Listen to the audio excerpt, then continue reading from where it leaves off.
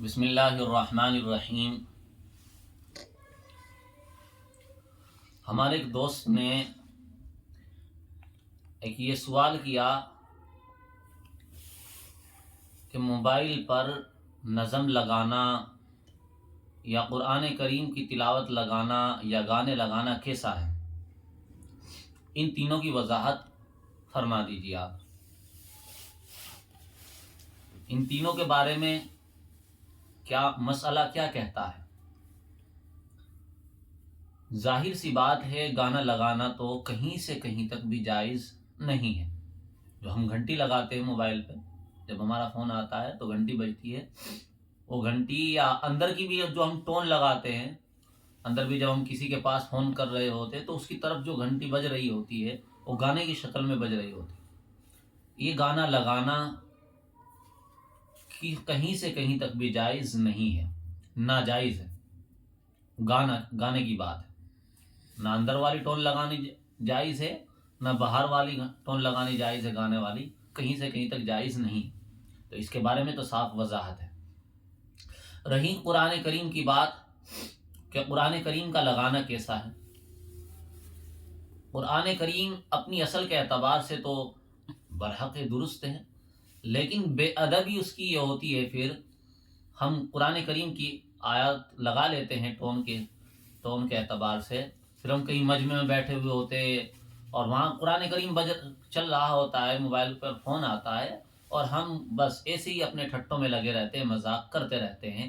گویا کہ قرآن کریم ہمارے سامنے چل رہا ہے اور ہم اس کو انسنا کرتے رہتے ہیں۔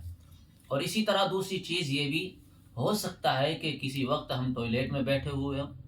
یا کسی غلط جگہ پر کھڑے ہوئے ہوں جہاں پر قرآن کریم نہیں چلانا چاہیے، اور وہاں پر قرآن کریم کی تلاوت ہوتی ہے، تو یہ طریقہ درست نہیں ہے، وہاں پر بھی اس کی بے ادبی ہوتی ہے۔ اس لیے بہتر یہی ہے کہ قرآن کریم کی بھی ٹون نہ لگائی جائے، یعنی جو ہم گھنٹی لگاتے اس کو نہ ہی لگائے، بہتر ہے۔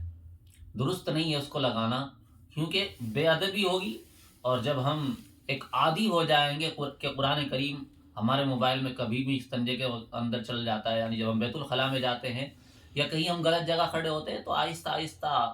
ادب و احترام اس کا ہمارے دلوں سے ختم ہوتا چلا جائے گا۔ اس لیے شروع سے ہی اس کو بالکل ختم کر دیا جائے کہ ہم موبائل پہ اس طرح سے ٹون نہ لگائیں۔ اور رہی نعت کی بات، کہ نعت بھی ظاہر سی بات ہے، کس طرح کی نعت ہے؟ حضور صلی اللہ علیہ وسلم کے نام مبارک کو اس میں پکارا جا رہا ہے، یا اللہ کی حمد و ثنا بیان کی جا رہی ہے، کیا ہو رہا ہے؟ بس ہم نے تو ایک عام سی گھنٹی سمجھ کر اس کو موبائل پہ لگا لی ہے۔ جب اس میں آقا نامدار حضرت محمد مصطفیٰ صلی اللہ علیہ وسلم کا نام لیا جا رہا ہو، ہمیں کیا کرنا ہے اس وقت ہمیں کچھ یاد نہیں رہتا، یا اللہ کی حمد و ثنا اس میں بیان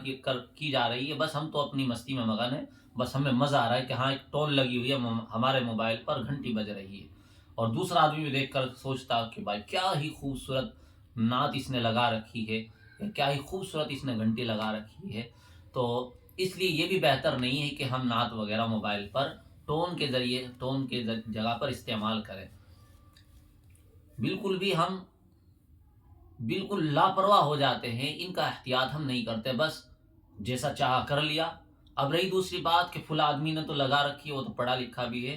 اس کے لگانے سے کوئی دلیل نہیں بن جائے گی، لگانے کی اجازت اس کے لگانے کی وجہ سے نہیں مل جائے گی۔ اس نے ناگہانی میں، یا ہو سکتا ہے اسے معلوم نہ ہو، یا وہ بھول گیا ہو، کچھ ایسی بات ہو سکتی ہے، لیکن طریقہ جو ہے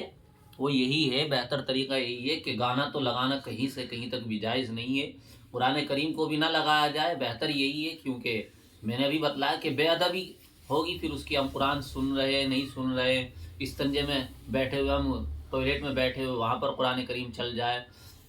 یا ہم کسی مجلس میں بیٹھے ہوئے وہاں پر قرآن کریم چل جائے۔ اسی طرح نعت وغیرہ جس میں حضور صلی اللہ علیہ وسلم کے نام مبارک کو پکارا جا رہا ہو، اور بس ہم اسی طرح سے اسے بس ادھر سے سنا ادھر سے نکال رہے ہوں، یہ حمد و ثنا اللہ کی بیان کی جا رہی ہو، بس ہمارے کانوں سے ایسے ہی گزر رہا ہو ساری کی ساری، تو بہتر نہیں ہے۔ بس سمپل سی گھنٹی جو ہمارے موبائل میں ہوتی ہے، سمپل سی جو ٹون ہوتی ہے، بس اسی کا ہم اس میں موبائل میں استعمال کریں، وہی بہتر ہے۔ ایسی بھی نہ ہو کہ وہ گھنٹی اتنی زور سے بجنے والی ہو کہ ڈھول تماشے کی آواز سی آ رہی ہو، مختصراً جس کی نارمل آواز کی ہوتی ہے، اس میں بھی ہم یہ دیکھ لیں کہ کسی گٹار کی آواز تو نہیں ہے، یعنی جو گانوں کا سر بنتا ہے جن کے ذریعے سے، یا ڈھول تماشوں کی تو آواز نہیں ہے، بس سمپل سی جو نارمل سی ہر طرح کی گھنٹی موبائل میں ہوتی ہے ٹون، ان میں سے جو بالکل سمپل ہو اسی کا ہم استعمال کریں۔